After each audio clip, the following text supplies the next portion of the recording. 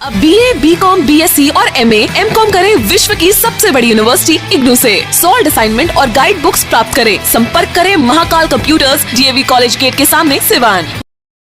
बड़े बड़े शहरों की तर्ज पर सीवान में भी आ गया international brand VLCC salon Siwan, men and women. First floor, the popular complex, hospital मोड़, Siwan. Bridal makeup, hair treatment, beauty skin treatment, सभी ब्रांडों से सबसे अलग, सबसे अच्छा VLCC ब्रांड।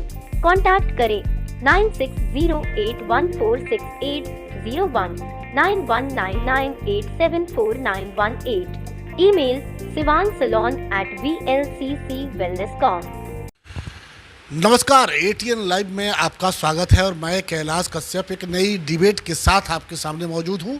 और आज हमारे साथ इस डिबेट में शामिल हैं सिवान के पूर्व सांसद ओम प्रकाश यादव जी, जो वर्तमान में बिहार भारतीय जनता पार्टी के प्रदेश उपाध्यक्ष भी हैं।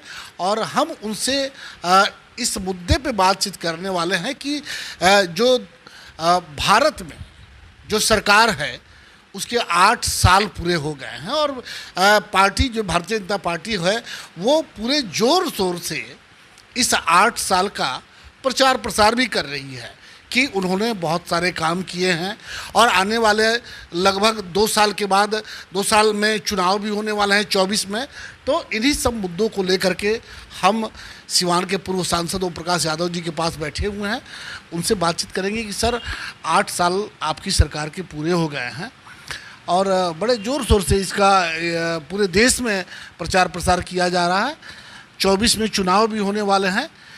तो क्या उपलब्धि 8 सालों में आपने ऐसी क्या उपलब्धि कर ली कि आपको लगता है कि 2024 में जब चुनाव में के दहलीज पे आप जाएंगे जनता की अदालत में, तो जनता पुनः आपको फिर सरकार बनाने के लिए वो आप भेजेगी?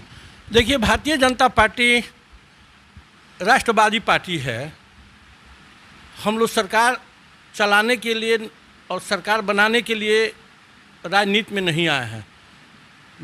वैभवशाली राष्ट्र बनाने के लिए, जो भारत विश्व गुरु कहलाता था, उस गरिमा को स्थापित करने के लिए भारतीय जनता पार्टी के एक एक कार्यकर्ता समर्पित भाव से, मनोयोग से काम करता है।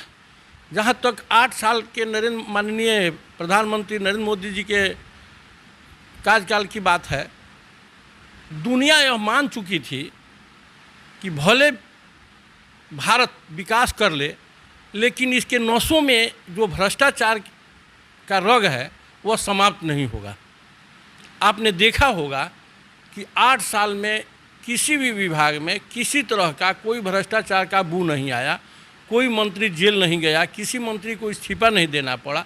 नहीं तो इसके पहले कांग्रेस के शासनकाल में आप देखते हैं स्पेक्ट्रम टूट घोटाला हुआ, बोफोर्स घोटाला हुआ, चीनी घोटाला हुआ, यूरिया घोटाला हुआ। माने घोटालों का एक साम्राज्य जो भारत के खजाने को लूटा गया, उससे दुनिया के लोग यह मान चुके थे कि भ्रष्टाचार भारत के रगों में।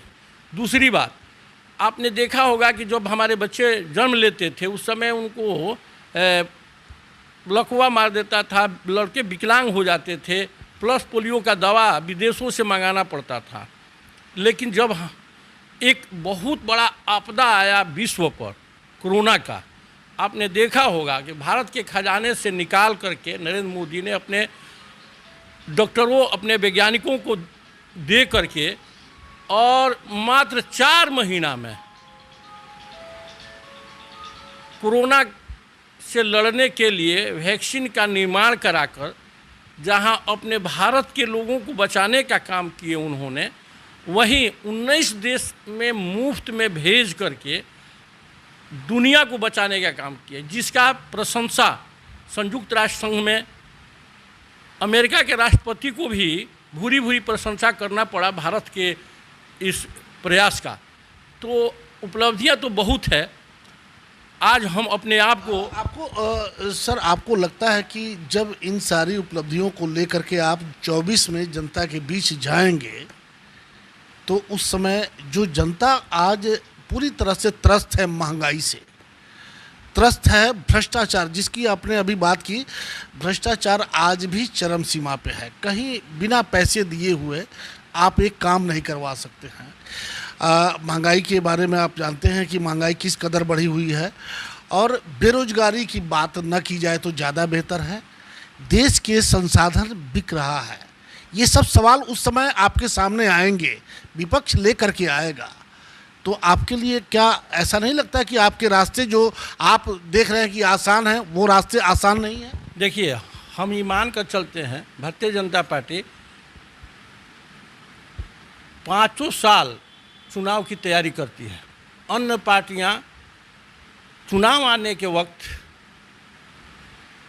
नए स्लोगन के साथ उतरती है, जनता को भ्रमित करके कभी सरकार बना लेती है। लेकिन भारत की प्रबुद्ध जनता समझ चुकी है कि जिस मुद्दे को उलझा करके कांग्रेस के शासनकाल में 500 बरस मंदिर का मुद्दा जो नहीं सुलझा था, उसको नरेंद्र मोदी ने सुलझाने का काम किया। वो तो कोर्ट में मामला था। कोर्ट का जो आदेश आया, राम जन्मभूमि की जो बात कर रहे हैं आप, कि कोर्ट का जो कोर्ट में मामला था, कोर्ट के पहले ना आप कुछ कर पाते ना हम कुछ कर पाते। कोर्ट का जो आदेश आया उसके बाद एक अच्छी बात भारत में, ये बड़ी अच्छी बात दिखाई दी कि जो भी आदेश आया कोर्ट का राम मंदिर के पक्ष में आया, एक मुसलमान कहीं कोई आवाज़ नहीं उठाया। ये भारत की विशेषता। लेकिन विपक्ष के लोग कहते थे कि भाजपा के लोग जब चुनाव आता है तो लोग कहते हैं कि मंदिर वहीं बनाएंगे, डेट नहीं बताएंगे। ये लोग नारा लगाते थे। हम लोगों ने डेट भी बताया और वहाँ शिलान्यास मंदिर भी बन रहा है। दूसरी बात, विपक्ष के लोग कहते थे कि संपूर्ण भारत जम्मू कश्मीर से कन्याकुमारी तक एक है, लेकिन एक नहीं था। 370 आज एक है। आज एक है। आज तिरंगे का अपमान जम्मू कश्मीर में आप नहीं कर सकते हैं जो पहले होता था। आज 370 धारा हटने के बाद संपूर्ण राष्ट्र एक है। जिन काश्मीरी पंडितों को लेकर के 1990 में उनका पलायन हुआ था, और उसको लेकर के एक फिल्म भी आपके अभी आप लोगों ने उसको प्रपोज किया था, द कश्मीर फाइल्स, और उसको लेकर के कुछ कंट्रोवर्सी भी हुआ था। लेकिन उसके बाद आज फिर से एक बार वहाँ के जो काश्मीरी पंडित है बिल्कुल बेसहारा अपने को महसूस कर रहे हैं। उनकी हत्या हो रही है। वो कई दिनों से वो हड़ताल पे बैठे हुए हैं, और सरकार, वहाँ भी आपकी सरकार है, यहाँ देश में आपकी सरकार है, बिल्कुल मौन साधे नहीं हुए हैं। आपने देखे होंगे कि आदरणीय गृह मंत्री ने उच्च स्तरीय बैठक बुलाई, जिसमें जम्मू कश्मीर के गवर्नर साहब भी आए थे। हम लोगों के सुरक्षा प्रबंध देख रहे डोभाल साहब भी थे, और पूरी छूट दी गई है। यह मुद्दा किसके समय था? कांग्रेस के लोगों ने उलझा कर रखा, आतंकवादियों को प्रश्रय दिया, पाकिस्तान को प्रश्रय दिया, जिससे यह मुद्दा खड़ा रहे।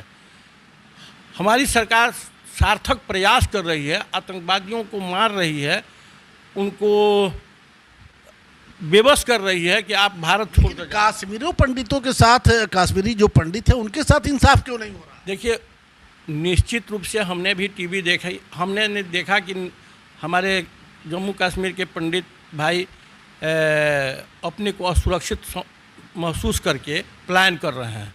लेकिन हमारी सरकार उन्हें सुरक्षित जगह और सुरक्षा के दृष्टि से हर तरह व्यवस्था की है।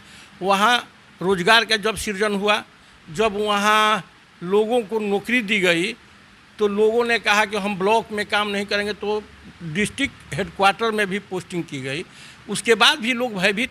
निश्चित रूप से वहाँ पाकिस्तान आज भी हमारे शांति में खलल डाल रहा है, लेकिन हमारी सेना को पूरी छूट है कि जहाँ मिले आतंकवादी उन्हें मार गिराया जाए। इस तरह की छूट नहीं थी पहले, लेकिन देर सवेर हम वहाँ शांति स्थापित करेंगे, और धरती का स्वर्ग कहलाने वाला जम्मू कश्मीर निश्चित अपने वैभवता को, अपने प्रतिष्ठा को, अपने सुंदरता के लिए जो दुनिया में प्रसिद्ध है वह पाएगा। प्रकाश जी, एक सीधा सा सवाल है कि ये देश कैसे चलेगा? कई लोग ये पूछ रहे हैं कि देश कैसे चलेगा? संविधान से चलेगा? देश की समस्याओं को निपटा के चलेगा? कि देश में जो धार्मिक उन्माद जो फैलाया जा रहा है, चाहे वो ज्ञानवापी मस्जिद का मामला हो, जब मामला कोर्ट में है तो कोर्ट पे छोड़ दीजिए। और अभी आपने देखा कि कानपुर में किस तरह से आप ही के दल की जो राष्ट्रीय प्रवक्ता है नुपुर शर्मा और एक और हैं आपको, इन लोगों के बयान की वजह से किसी भी धर्म के उसके देवता पे कोई टीका टिप्पणी नहीं होनी चाहिए, उन्होंने किया। और उसके बाद कानपुर सुलगा, आज कानपुर जल रहा है, कई लोग पकड़े गए हैं, कई लोगों पे कार्रवाई की ये हो रही है। और आपकी सरकार ने ये किया कि सिर्फ नुपुर शर्मा को पार्टी से निकाल दिया गया।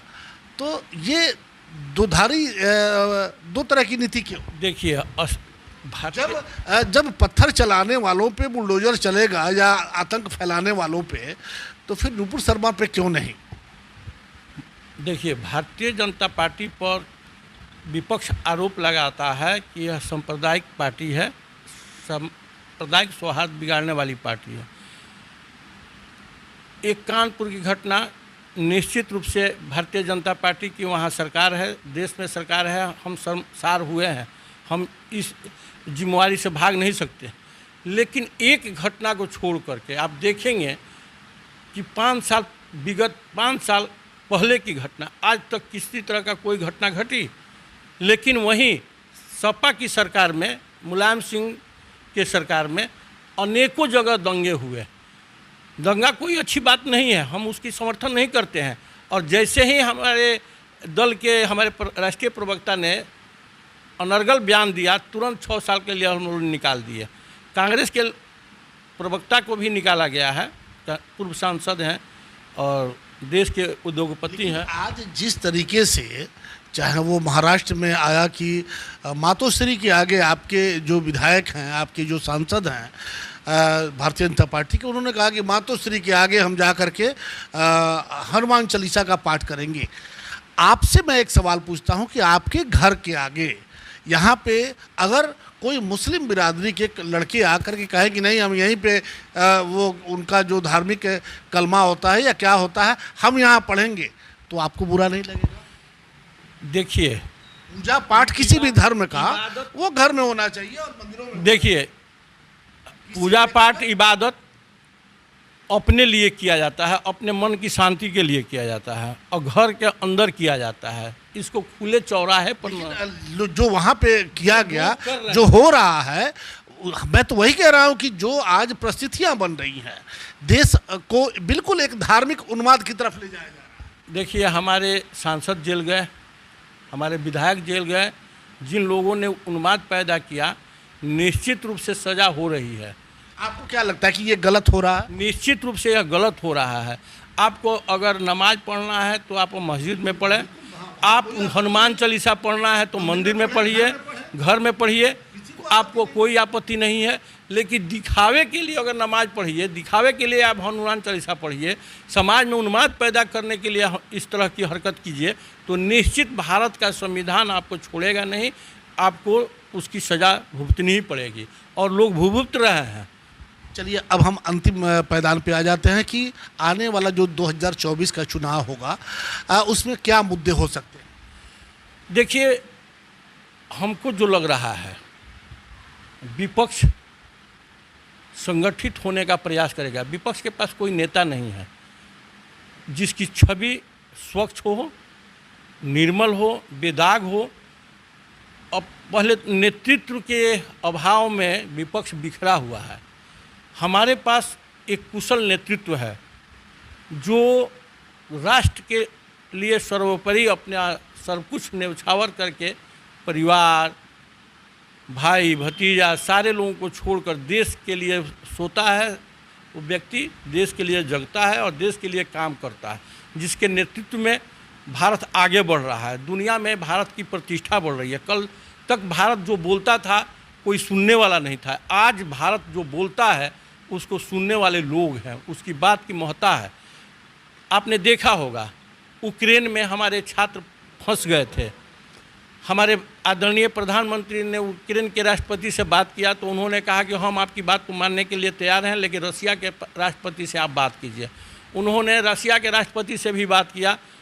आप जान करके कि दोनों एक दूसरे को खून के प्यासे बने हुए हैं, लेकिन आदरणीय प्रधानमंत्री की बातों को मान करके 3 घंटा युद्ध का विराम की घोषणा की है और सकुशल भारत के सभी छात्र वापस आ गए। उसके आड़ में पाकिस्तानी लोग भी तिरंगा ले करके यूक्रेन से बाहर आए। यह एक मजबूत नेतृत्व का परिणाम है। तो मेरे पास, हम लोग भारतीय जनता पार्टी के पास एक मजबूत नेतृत्व है जो गरीबों के लिए।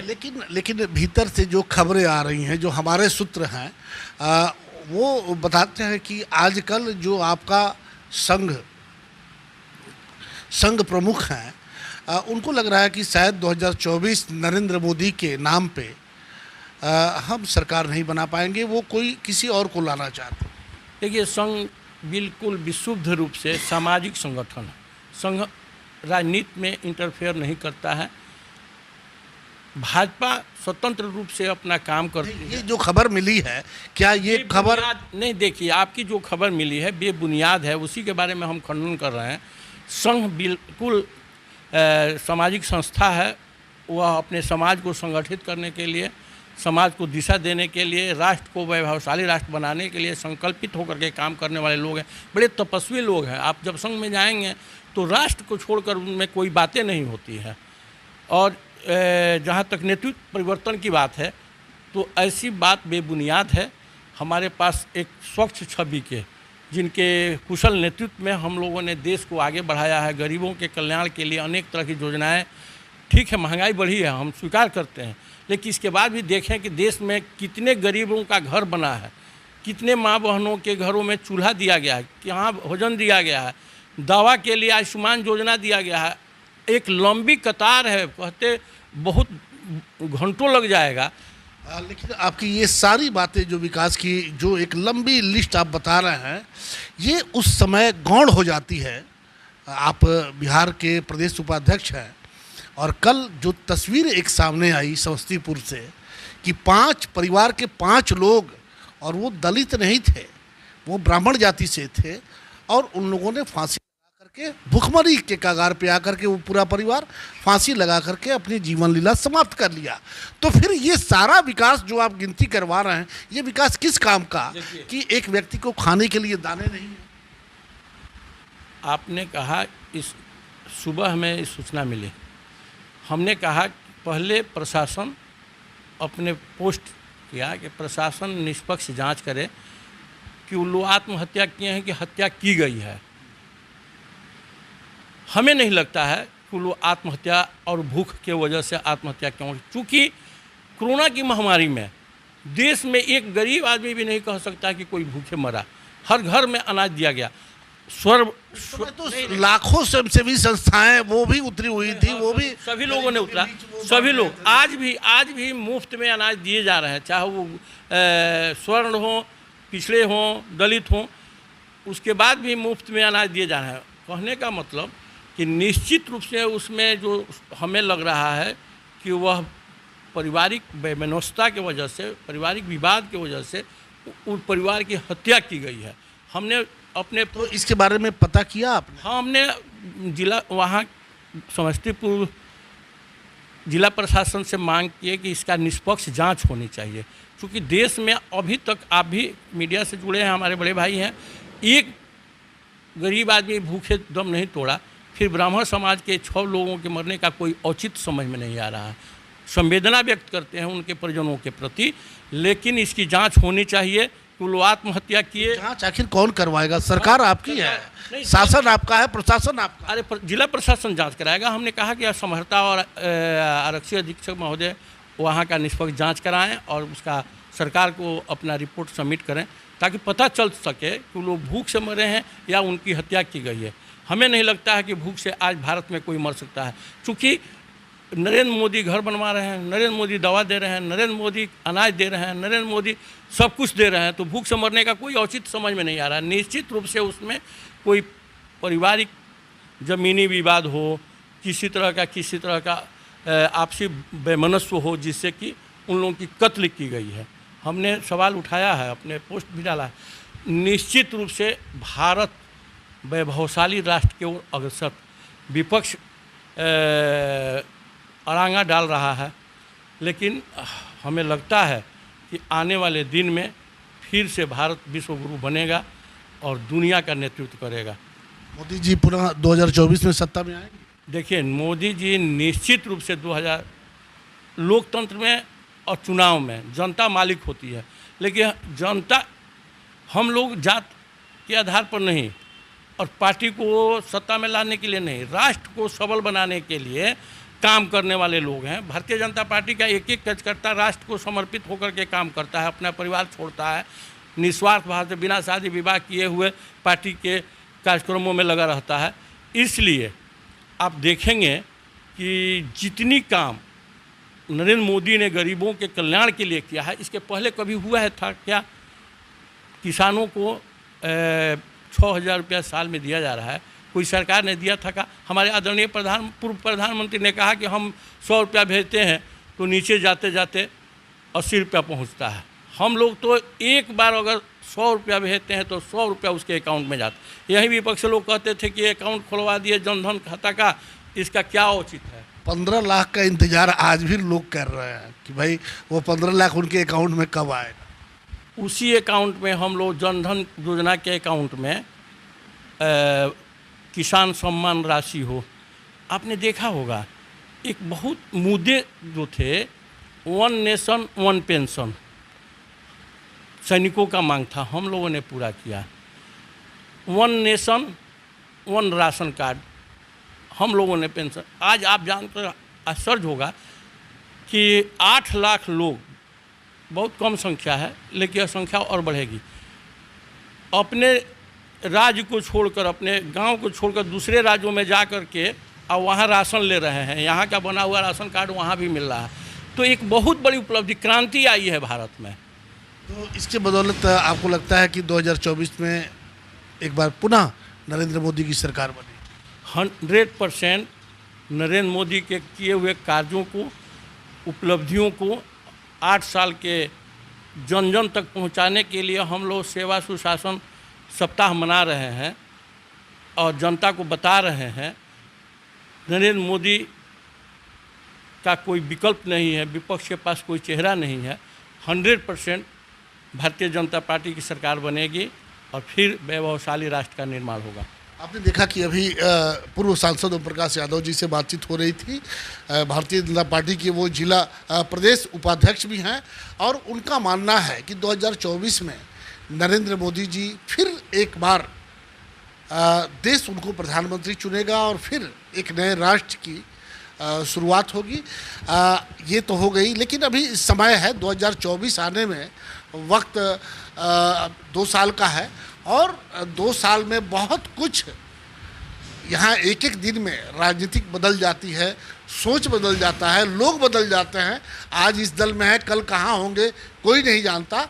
तो हम लगातार अपने इस चैनल के माध्यम से राजनेताओं के विचार, उनके आगे की सोच, वो सब हम आपको बताते रहेंगे और कि आप उनके मन में आपके प्रति किस तरह की सोच वो रखते हैं, देश के प्रति किस तरह की सोच रखते हैं, आपकी समस्याओं के प्रति किस तरह की सोच रखते हैं, ये लगातार हम बातचीत करते रहेंगे। फर्निशिंग की दुनिया का बेताज बादशाह जैन फर्निशिंग, घर वही अंदाज नया। आपके घरों को सजाने के लिए जैन फर्निशिंग लाया है डिजाइनर पर्दा, बेडशीट, मैट, कालीन, कारपेट, कंबल, कन्फर्टर, तौलिया, sofa cover, cushion cover, mattress, दोहर, फ्लैनो, ब्लैंकेट और तो और आर्टिफिशियल फ्लावर पॉट एवं और भी बहुत कुछ। तो आज ही चले Jain furnishing, Umashankar Singh petrol pump के सामने, Chhapra road, Siwan. Mobile number 0615435663 JNS public school, Gopalpur, Shyampur, Siwan. Admissions open. Class nursery to class 8, computer lab, smart class, science lab की विशेष व्यवस्था, co-curricular activities on every Saturday, well-trained and qualified teachers, best transport facilities for students and staffs. School is under the observation of CCTV. Principal Abhishek Kumar Singh. Mobile 9934444040.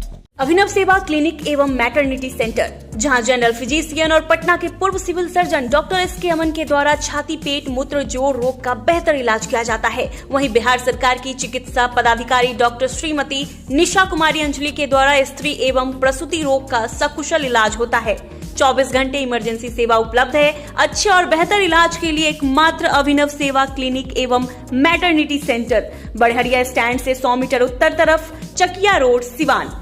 Helpline number 9955921144।